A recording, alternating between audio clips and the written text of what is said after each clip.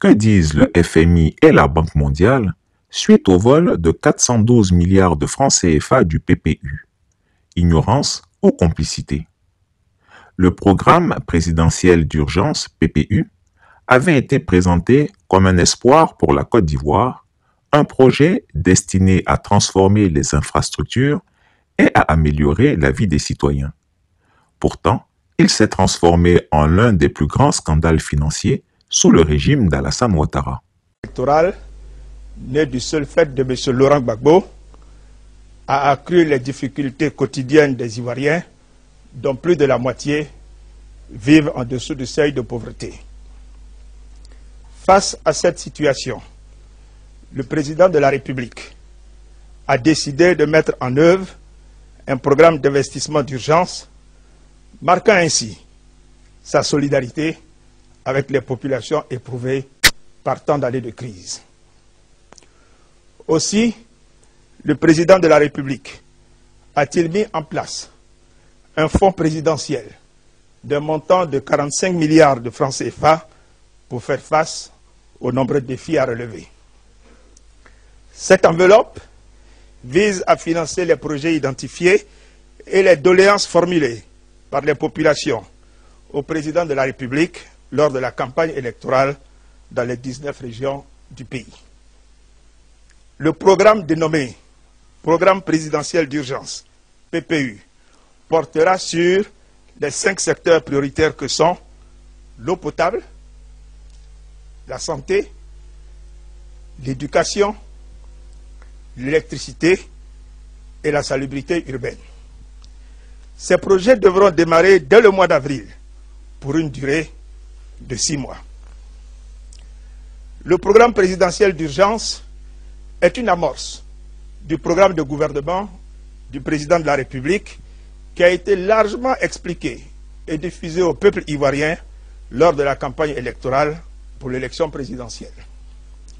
Les investissements comprendront les composantes suivantes: eau potable, réparation des pompes villageoises, réalisation de forages, réhabilitation de stations de traitement, extension et renforcement des réseaux de distribution d'eau et construction de bornes fontaines.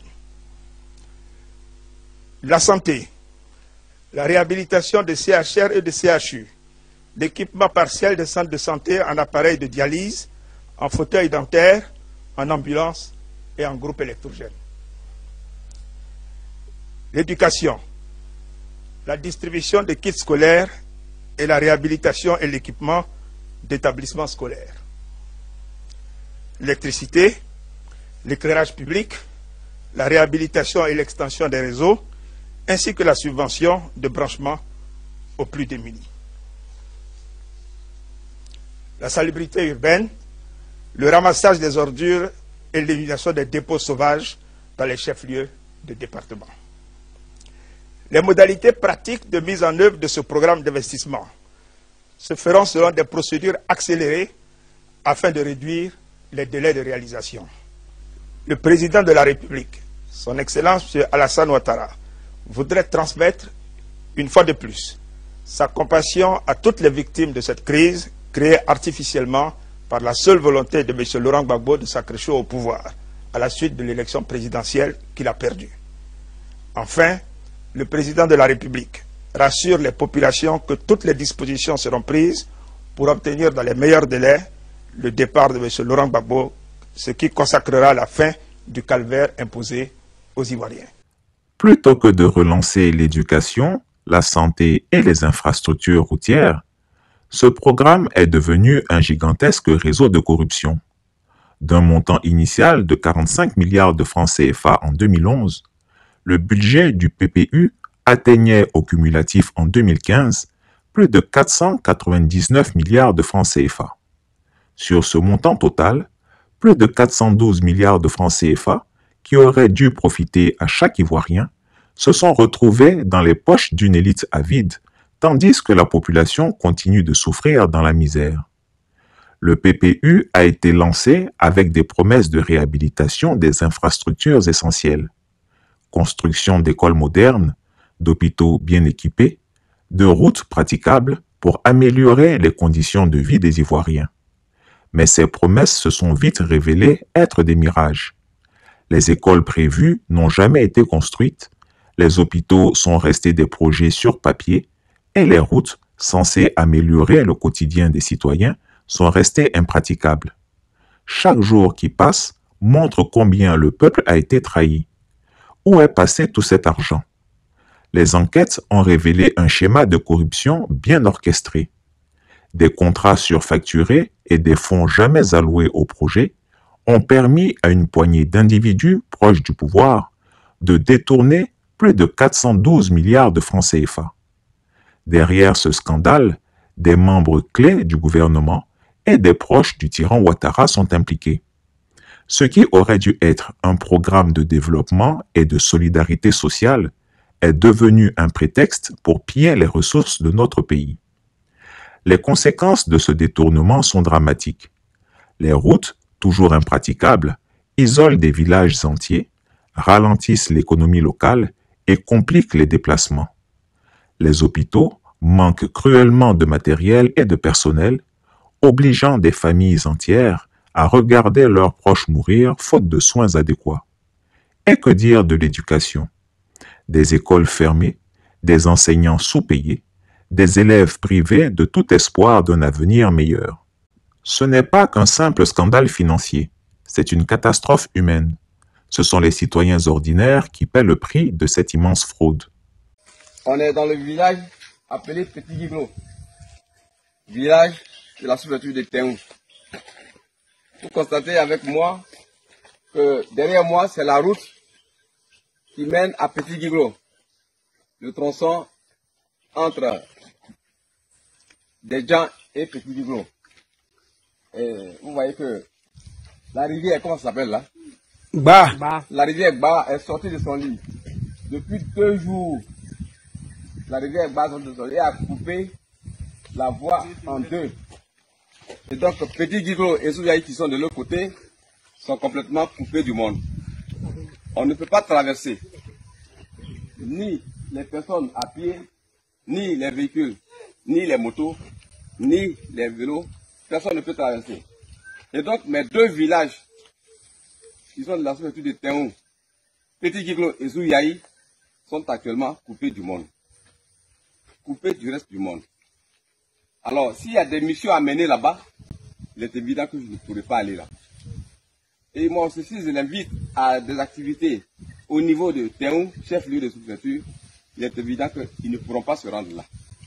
Et donc, voilà un peu la situation de détresse dans laquelle nous sommes. Imaginons un instant ce que 412 milliards de francs CFA auraient pu accomplir. Avec cette somme, 1373 écoles auraient pu être construites à travers le pays, offrant à des milliers d'enfants un accès à une éducation de qualité. Ces écoles, inexistantes aujourd'hui, auraient pu transformer l'avenir de la jeunesse ivoirienne. Avec ces fonds, 824 centres de santé auraient pu être bâtis, fournissant des soins à des millions de familles. Des centres de santé qui auraient sauvé des vies et réduit la mortalité infantile. Pour les infrastructures hospitalières, 206 hôpitaux modernes auraient pu voir le jour, chacun équipé pour répondre aux besoins de la population. Mais à la place, cet argent a été siphonné vers des comptes offshore. Pour les infrastructures routières, ces 412 milliards de francs CFA auraient permis de construire 412 ponts, facilitant les déplacements à travers le pays et stimulant l'économie locale.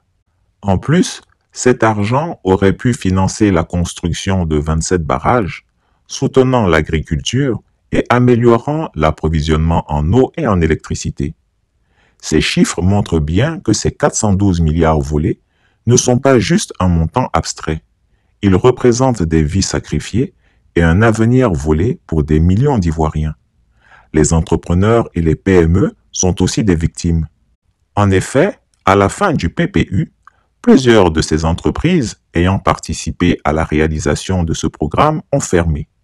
Les plus chanceuses ont réduit les voilures de leurs organismes, ralentissant ainsi leur développement et occasionnant aussi des pertes d'emplois considérables. La dette intérieure portant sur le PPU était évalué à près de 150 milliards de francs CFA en 2019. Pourtant, le gouvernement avait rassuré que les fournisseurs concernés allaient être pris en compte dans les budgets des ministères de tutelle. À ce jour, plusieurs d'entre eux n'ont pas eu d'écho favorable. Derrière ce détournement de fonds se cache une vérité alarmante.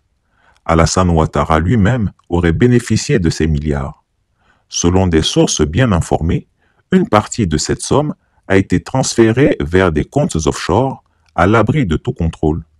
Le despote ivoirien, censé veiller au bien-être de son peuple, a préféré s'enrichir personnellement tout en sacrifiant les infrastructures de base dont les Ivoiriens ont désespérément besoin. Comment expliquer qu'un scandale de cette ampleur n'ait pas provoqué une réaction internationale? La réponse se trouve en France. Emmanuel Macron, soucieux de préserver ses intérêts stratégiques en Côte d'Ivoire, ferme les yeux sur cet autre détournement massif. La France-Afrique, loin d'être une relique du passé, continue de prospérer dans l'ombre au détriment des Ivoiriens. Cette complicité silencieuse pose la question. À quel point la France est-elle prête à protéger ses intérêts au mépris de la justice et de la transparence? Il ne s'agit pas seulement de complicité passive. Une partie des 412 milliards de francs CFA détournés aurait servi à financer la campagne présidentielle d'Emmanuel Macron en 2017 en échange d'un soutien indéfectible au dictateur des Lagunes.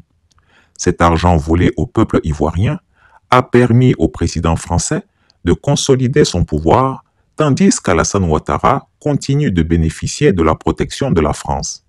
Ce réseau de corruption internationale doit être mis en lumière. Le silence du FMI et de la Banque mondiale face à ce détournement colossal est troublant. Ces institutions, censées surveiller la bonne gestion des fonds publics, semblent avoir choisi d'ignorer la situation. Comment de telles sommes peuvent-elles disparaître sans qu'aucune action ne soit prise? Le FMI et la Banque mondiale doivent rendre des comptes. Ces institutions sont-elles complices ou simplement ignorantes face à cette corruption? Les Ivoiriens méritent des réponses claires. Face à un tel scandale, le moment est venu pour les Ivoiriens de se lever. 412 milliards de francs CFA vous ont été volés. Cet argent aurait dû transformer votre quotidien, améliorer vos conditions de vie et garantir un avenir meilleur à vos enfants. Vous ne pouvez plus rester silencieux face à cette injustice. Levez-vous, réclamez justice et transparence et exigez que les responsables de ce vol soient tenus pour responsables. Il est temps de récupérer ce qui vous appartient, de mettre fin à ce pillage qui dure depuis trop longtemps. Chris Yapi ne ment pas. Retrouvez Chris Yapi sur ses deux chaînes YouTube, sa chaîne Dailymotion, Instagram et VK.